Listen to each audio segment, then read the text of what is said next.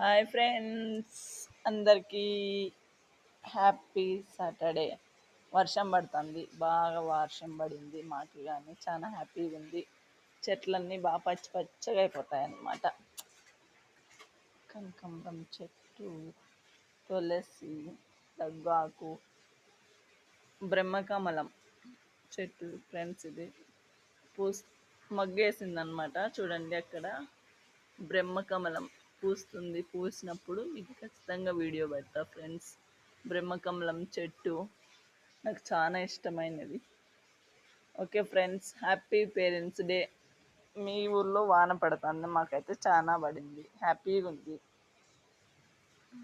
1 2 3 వేసింది ఫ్రెండ్స్.